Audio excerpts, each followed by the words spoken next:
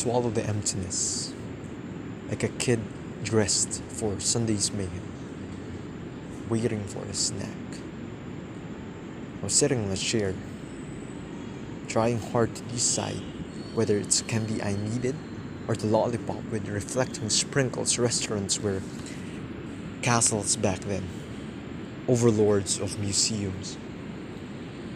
The breezy entrance was a carpet plated with gold braces, that every footprint is a mark of history, and entering starts a choir of musical prodigies slaying all the notes, planting their seeds on my neck. But whenever I scratch the back of my head, I will hear a slight voice that calms me down, that gives me snacks, that hands me a candy so that I can rest for a while after being shouted at, and there it is again. The strings messing around our ceiling, small circles at the back, endorsing the bigger circles in front of me, the most accurate one just beside me, fitted for my neck. Too comfortable for my neck. A bed fixed with a blanket, nature-like designs, vines that will pull me under the house and at last burying me in my own home, and their good nights were spelt with hollow screams. The bedtime stories were fantasies but real-life nightmares. I can't wait for them to close the door.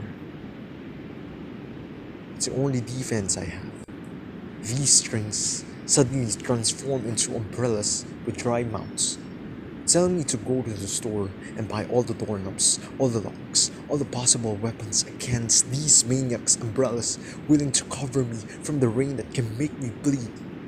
Umbrellas fighting back the sun's light, pushing it back to where it came from, because these umbrellas knew how to hide my secrets, my identity. They used street lights to cover my face and surrounding cameras. I'm a criminal of my own safe place.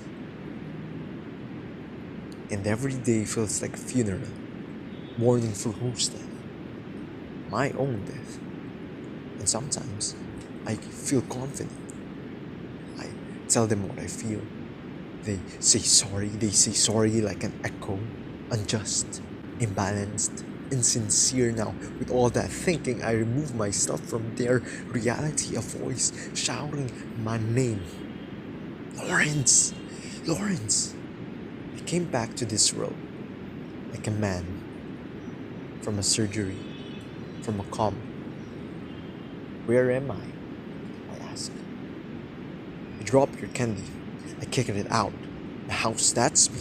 A candy, fragmented, dirty, and disgusting. I rally over to the side. They should be my protector. And why do they hurt me like I'm their rival? I have no means of fighting back. Kids copy what they see because they think it's always right to follow people who are older. They think the older people are always right. And so I try to shout at them, to force them to back off, but I fail.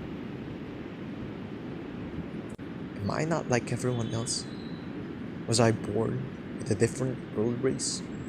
Am I an experiment by the government, failed to be given funds to continue on? Why does it feel like my eyes speak before my mouth? Why does my eyes set the alarm? That whenever I need to tell you something I feel, all I do is cry. All I say is, listen. And I wail. Listen to how I cry. I stutter, I forget my name, I forget who I am. The other kids staring at me, laughing. Questions revolving around their heads. Why is he like that? Is he soft? Is he weak?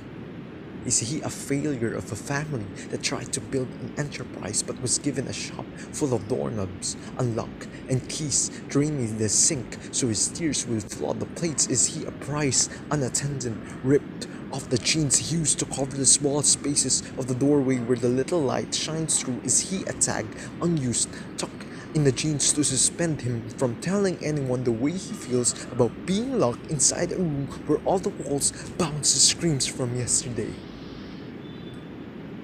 Because we think it's invalid. We think he's invalid. I still cry. People I thought that would understand me barely even listened. I walked back into the room, staring at the kids. How they played with my own family. The kids they do not relate to became the kids they only relate to. How's this even possible? I started to think that I'm an experiment of their lives, of their choices. That maybe when they decided to make a child, they place bets on whether I'm good or never will be good enough in the room. I swallow emptiness like a kid dressed for Sunday's mayhem, waiting for someone to offer me a candy. But when removed, the candy's thin plastic resembled the way I cried. I waited for someone to hand me a candy so that I can calm down and take a rest after trying to shout.